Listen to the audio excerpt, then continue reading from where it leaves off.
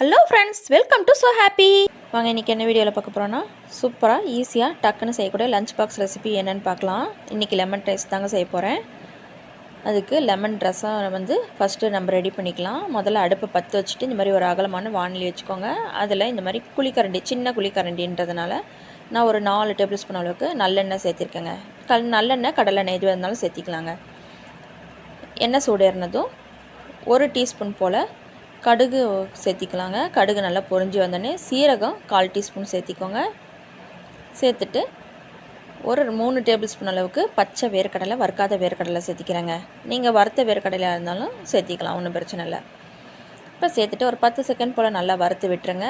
நல்லா வறுப்பட்ட பிறகு 1 table spoon அளவுக்கு கடலைப்பருப்பு, 1 டேபிள் ஸ்பூன் அளவுக்கு உளுத்தம்பருப்பு சேர்த்துட்டு நல்லா வறுத்து விடுங்க.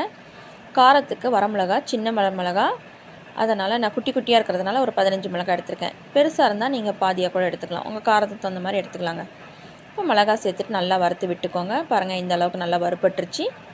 இப்போ பெருங்காயப்பொடி ஒரு 1/2 டீஸ்பூன் போல் சேர்த்திக்கலாங்க. பெருங்காயப்பொடி சேர்த்துட்டு நல்லா அதையும் வறுத்து விட்டுருங்க. உப்பு சேர்த்திக்கோங்க. உப்பு பார்த்துட்டு சேர்த்திக்கலாங்க. ஏன்னா நான் சாதத்தில் உப்பு சேர்த்து வடித்து வச்சுருக்கேன், வடித்து தான் ஆற வச்சுருக்கேன். அதனால் நீங்கள் பார்த்துட்டு சேர்த்திக்கலாங்க. இப்போ 2 கொத்து கருவேப்பிலை, ஃப்ரெஷ்ஷான கருவேப்பிலை எடுத்து சேர்த்துருங்க. நல்லா கழுவிட்டு தான் நான் எடுத்து வச்சுருக்கேன்.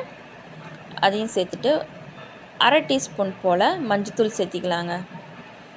நான் இது தாராளமாக ஒரு 2, 3 பேர், 4 பேர் சாப்பிட்ற அளவுக்கு தான் நான் இன்றைக்கி ரெடி பண்ணிகிட்ருக்கேன். அதுக்கு தகுந்த மாதிரி நீங்கள் அளவு சேர்த்திக்கலாம். இது 2 பெரிய சைஸில் எலுமிச்சம்பழம் எடுத்திருக்கேன். அதை நல்லா கரைச்சி வச்சுருக்கேன், பிழிஞ்சி வச்சுருக்கேன், சாறு மட்டும் எடுத்து வச்சுருக்கேன். அதையும் சேர்த்திக்கிட்டு அடுப்பு ஆஃப் பண்ணிவிட்டு இதை கடைசியாக லெமனை சேர்த்துணுங்க. இல்லைன்னா அந்த கசப்பு தன்மை மாதிரி வந்துடும். அவ்வளோதாங்க. இப்போ நம்மளுக்கு லெமன் ரசம் ரெடி ஆகிடுச்சு. இப்போ சாதத்தை போட்டு கிளற வேண்டியது தான். நான் ஏற்கனவே சாதம் நல்லா வடித்து ஆற வச்சு எடுத்து வச்சுருக்கேன். உங்களுக்கு உதிரியாக வரணுன்னா நீங்கள் 2 டேபிள் ஸ்பூன் எண்ணெய் கூட சேர்த்து நல்லா ஆற வச்சு எடுத்து வச்சுக்கலாம். இப்போ நல்லா ஆறி இருக்கிற சாதம் நான் இதில் 2 கப் அளவுக்கு சேர்த்திக்கிறேங்க. 1 கப் எடுத்திருக்கேன், இன்னொரு கப்பும் சேர்த்திக்க போகிறேன். பாருங்கள், 2 கப் அளவுக்கு சாதம் சேர்த்துட்டேன். இப்போ நல்லா கலந்து விடுங்க. எல்லாம் ஈவனாக ஒன்று போல் நல்லா கலந்து வரட்டும். உப்பு பத்தலைன்னா பார்த்துட்டு செக் பண்ணிக்கோங்க. எனக்கு கரெக்டாக இருக்குது, போட்ட அளவே கரெக்டாக இருக்குது. ஏன்னா அந்த சாதத்தில் உப்பு சேர்த்துக்கிறதுனால எனக்கு கரெக்டாக இருக்குது. நீங்கள் பத்தலைன்னா பார்த்துட்டு சேர்த்திக்கலாங்க. அவ்வளோதாங்க, ஈஸியாக நம்மளுக்கு டக்குன்னு ரெடி பண்ணியாச்சு ஒரு லஞ்ச் பாக்ஸ் ரெசிபி. இதுக்கு சட்னி வச்சு சாப்பிட்லாம். தேங்காய் சட்னி சூப்பராக இருக்கும். உருளைக்கிழங்கு வறுவல் நல்லாயிருக்கும், டேஸ்ட்டாக இருக்குங்க.